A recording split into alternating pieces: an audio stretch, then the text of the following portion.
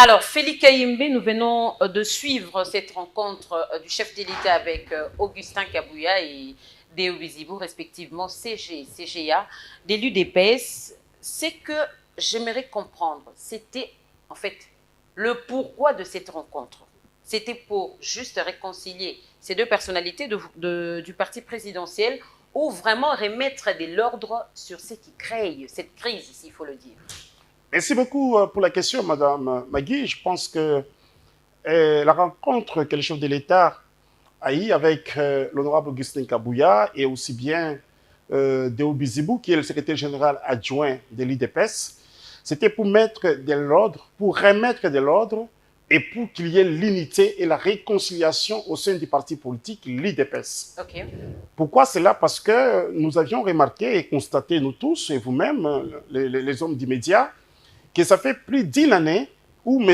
Deo Bizibou s'était rébellé contre l'IDPS et contre, bien entendu, le chef de l'État et aussi l'honorable Augustin Kabouya. Et il s'est opposé, bien entendu, à l'IDPS. Il est allé commencer à chercher à tout prix pour que lui soit le secrétaire général de l'IDPS. Pourtant, il y a une procédure pour que vous puissiez devenir secrétaire général. Nous étions partis au congrès le 23 août 2023 en Andayala. Okay. Et de ces congrès, il y a eu 3 résolutions majeures. La première résolution, nous avions fait des Tshisekedi haute autorité de référence de l'IDPS. Pourquoi? Parce qu'il est empêché par la Constitution de la République. Il ne peut plus être le président de l'IDPS. Tout à fait. Deuxième résolution, on a fait des Tshisekedi candidat naturel de l'IDPS à l'élection présidentielle. Et troisième résolution, nous avions reconduit le secrétaire général Augustin Kabouya Chilumba comme secrétaire général de l'IDPS et président en intérim. Pourquoi? Parce que Félix Tshisekedi, qui est président de l'IDPS, est empêché de par ses fonctions de chef de l'État. Et quand nous sommes partis aux élections, nous avions gagné les élections, il y a certaines personnes qui croyaient comme si ils pouvaient être nommés aussi DG, ministre, quoi sais-je encore. C'est quoi la frustration? Ce sont des frustrés, madame. Ils ne se sont pas retrouvés être nommés DG, ministre. Ils ont créé un désordre au sein du parti. Qui ne se sont pas retrouvés. Je parlerai de Etienne Longondo, je parlerai de Deo Bizibou, de Simon Kalenga et tant d'autres. Allez-y. Alors, lorsque nous avions continué, le secrétaire général Augustin Kabouya a lancé un appel à l'apaisement pour que les fils et filles de l'IDPS regagnent, bien entendu, la maison. Beaucoup sont rentrés à l'IDPS. Et voilà que Bizibou continuait toujours à faire Dimativi, à vouloir à tout prix devenir secrétaire général avec une fausse CDP. Vous savez, la CDP, c'est un organe au sein du parti qui composait des ministres, composait des DG, composait des 4 fédérations, des organes du parti, de la présence du parti. Mais dans cette rencontre-là, il n'y avait pas, bien entendu, les hommes ou les femmes du CDP. Ils étaient à compter au bout des doigts, 4 ou 5 personnes. Donc, ils étaient là. Ils n'étaient pas là, il faut prendre les nombres. Il faut prendre les nombres, ils étaient à 4 ou 5. Ce ne sont pas tous les députés. Les députés de l'IDPS sont, bien entendu, font partie de la CDP. Les gouverneurs, les ministres, les DG, les administrateurs et les organes du parti. Ce qui n'était pas le cas. C'est-à-dire la Ligue des jeunes, la Ligue des femmes, voilà. Mais le chef de l'État a constaté qu'il y a eu... Vous n'avez pas reconnu ça? Nous n'avions pas reconnu cela. Pourquoi? Parce que lorsqu'ils ont tenu cette messe noire, les ministres, les VPM de l'Intérieur avaient appelé le chef de l'État pour lui demander s'il pouvait entériner cela. Le chef de l'État lui a dit qu'il ne peut pas entériner cela. Pourquoi? Parce que c'est fait avec beaucoup d'irrégularités. Étant donné que c'est fait avec beaucoup d'irrégularités, tu ne peux pas entériner cela. C'est que pour dire, le chef de l'État avait rejeté cela. Mais le problème, c'est quoi, madame? Il faut que nous puissions respecter le chef de l'État.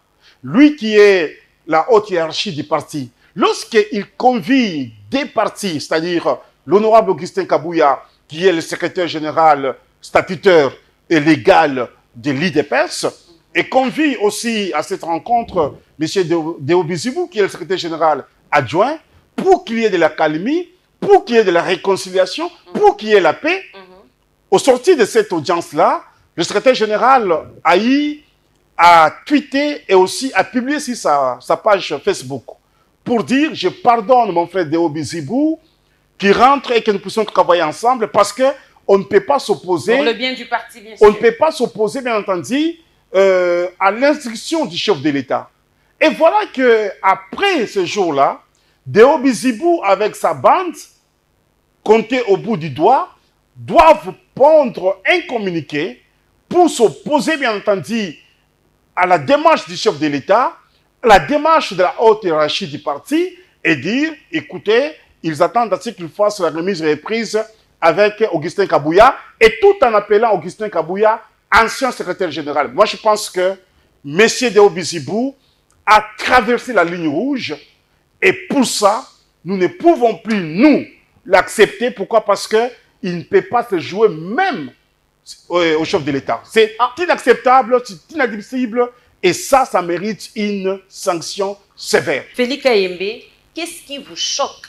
Parce que si le chef de l'État a appelé ou a rencontré Deo Bizibou et Augustin Kabouya, c'est-à-dire ils ont eu le temps de mettre tout sur la table, et qu'est-ce qui vous fait dire que le communiqué de presse rendu public par le porte-parole de Deo Bizibou n'était pas le retombé de cette rencontre? Si aujourd'hui Deo Bizibou veut aussi revenir travailler effectivement avec Augustin Kabouya, mais que les choses soient en fait s'effondrent selon les règles du parti, en respectant vos statuts et autres. Où est le mal?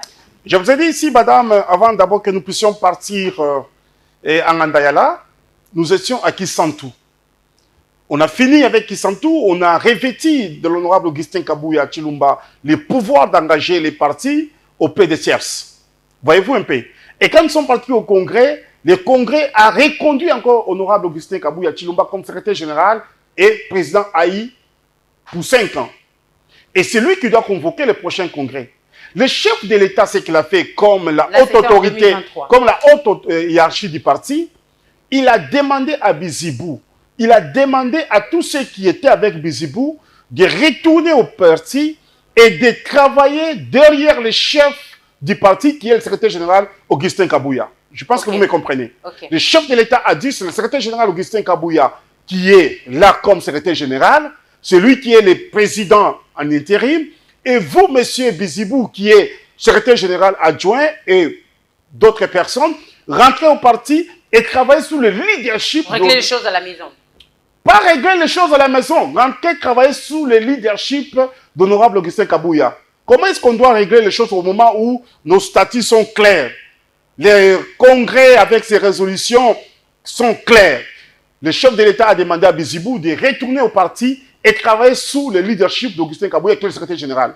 Et voilà, les messieurs s'opposent à l'instruction du chef de l'État pour dire, lui doit faire la remise et reprise avec le secrétaire général Augustin Kabouya. Il déclare que le secrétaire général Augustin Kabouya, c'est un ancien secrétaire général. Moi, je pense que M. Deo Bizibou a traversé la ligne rouge. Comme pour dire que la crise persiste et que cette rencontre avec le chef de l'État n'a servi à rien. Je comprends les choses. Il est bien entendu soudoyé par des forces négatives de Bizibou. Il est sous-traitant des forces négatives, madame. Il en trouve profit lorsqu'il y a une crise.